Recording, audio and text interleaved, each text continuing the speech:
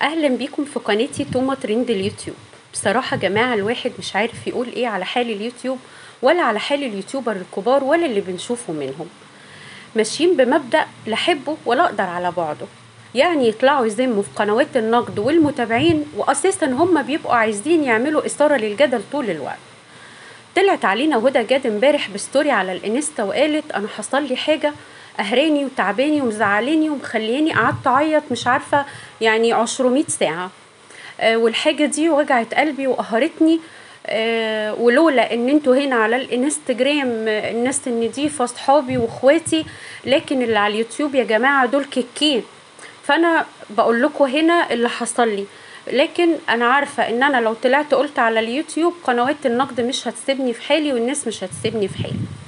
ويشاء السميع العليم ان في نفس الوقت في نفس اللحظه ينزل الفيديو او هي تقول ان الفيديو نزل على اليوتيوب وهتحكي فيه كل التفاصيل. طب هو ده اسمه ايه؟ يعني حضرتك كنتي قاعده مع الناس النضيفه على الانستا، مش عايزه تروحي للناس الكيكيل على اليوتيوب، نزلتي الفيديو ليه على اليوتيوب؟ ما علينا. نزلت الفيديو على اليوتيوب وهو اصلا تقريبا يعني كان متحمل وجاهز، لان في نفس الوقت الفيديو نزل على اليوتيوب. وجت في الفيديو برضو ما وضحتش، فضلت تقول كلام غامض كده.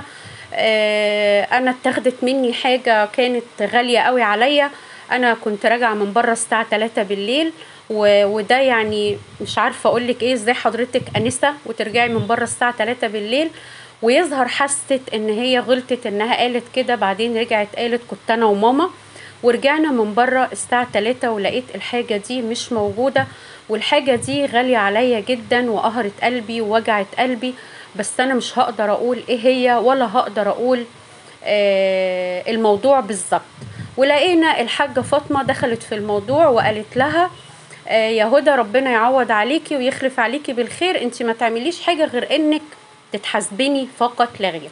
طب يا جماعة انا لما اكون مظلومة احاسبن، لكن انا لما ارمي التهم كده جزافا ما ينفعش في الراحة والجاية ارمي حسبانة يمين وارمي حسبانة شمال. ده اولا. ثانيا حتى لو مامتك معاكي ازاي ترجعوا من بره الساعة 3 بالليل؟ مش كونها ست كبيرة ده يعفي ان احنا لازم نلتزم بمواعيد ويبقى لينا مواعيد دخول ومواعيد خروج، ما ينفعش ندخل ونخرج في اي وقت. المهم راحت داخله الحاجه فاطمه في الموضوع وقالت انا هعمل كاميرات وهغير كل كوالين البيت.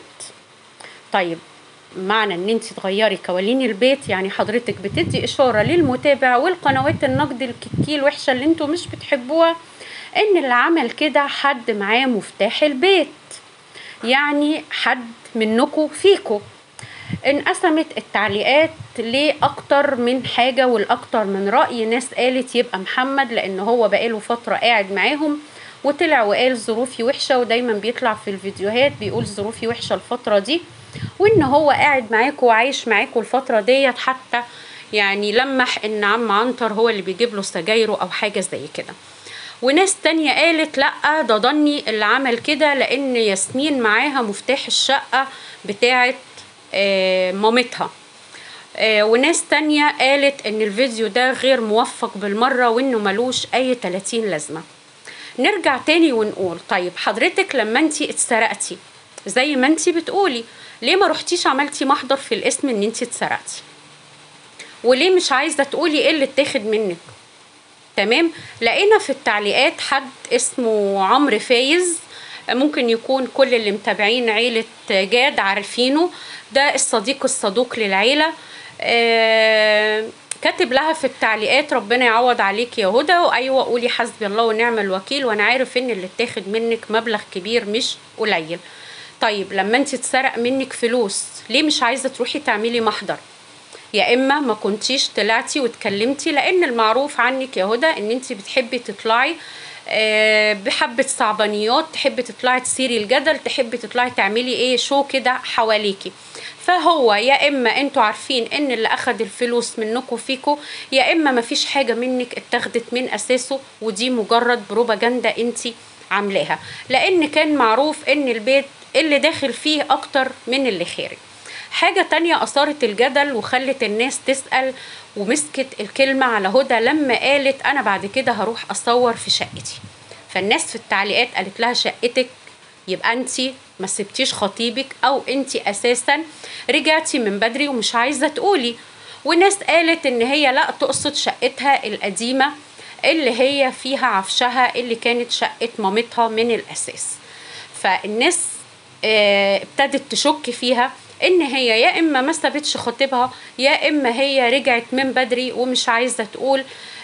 وده الطبيعي بتاع هدى، لان قبل كده لما سابت خطيبها ادت كذا عنوان في كذا فيديو، العناوين عكس بعضها. الاول قالت ما تديش لحد اكتر من اللي يستحقه، او ما تعملش حاجه عشان حد ما بيعملش عشانك اي حاجه. وبعد كده طلعت عملت فيديو تاني وقالت ابعدوا اللي بتحبوهم عن عيون الناس، يعني حبت ترمي بالكلام ان اللي حصل لها وفسخ الخطوبه ده كان سببه الحسد. وفي الكلام اللي هي قالته في الفيديو بتاع السرقة لما قالت هروح أصور في شقتي، طبعا الناس انقسمت لكذا رأي، والناس شكت ان هي رجعت لخطيبها او ان هي ما كانتش سابته اساسا. فهو ده اللي احنا بناخده من اليوتيوبر الكبار او الناس اللي عندهم قنوات كبيرة، ويطلعوا بعد كده يقولوا قنوات النقد فيها وفيها وفيها. قنوات النقد مش بتدخل جوه بيوتكم وتعرف اخباركم، قنوات النقد بتشوف اخباركم على اليوتيوب زيها زي كل القنوات، وطالما المحتوى على العام يبقى من حقنا نقول رأينا برضو على العام. انتوا اللي بتقولوا مش احنا اللي بنقول، وانتوا اللي بتطلعوا تعرضوا الفيديوهات. قنوات النقد ما بتدخلش بيوتكم وتشوف اللي بيحصل فيها، وطالما حضرتك ما كنتيش هتحكي الموضوع بالظبط يبقى ما كنتيش طلعتي قلتيه، لان نسبة كبيرة جدا من الناس شكت فيكي ان دي مجرد بروباجندا لا اكتر ولا اقل. فالله المستعان على اللي بيحصل على اليوتيوب. الناس بتطلع تعرض حياتها وأدق خصوصياتها وتفاصيل خصوصياتها، وبعد كده ترجع تقول يا إما ده حسد يا إما قنوات النقد مش سايبانا في حالنا. والله أنا اللي أعرفه إن اللي يقدم محتوى بعيد عن بيته وحياته وخصوصياته، بس انتوا عشان عارفين إن هو ده المحتوى اللي بيجيب فلوس فانتوا بتطلعوا تعرضوا حياتكم وتفاصيل حياتكم.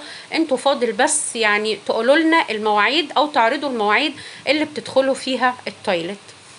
فالله المستعان. وطول ما في حياة بتتعرض على العام، طول ما في آراء هتتقال على العام، ورياكت هيتقال على العام، ونقد هيتقال على العام. لو وصلتم معايا لحد هنا ما تنسونيش في اللايك والشير والسبسكرايب للقناة، دعمكم هيشجعني اني اكمل. واستنوني في فيديو جديد مع توما ترند اليوتيوب.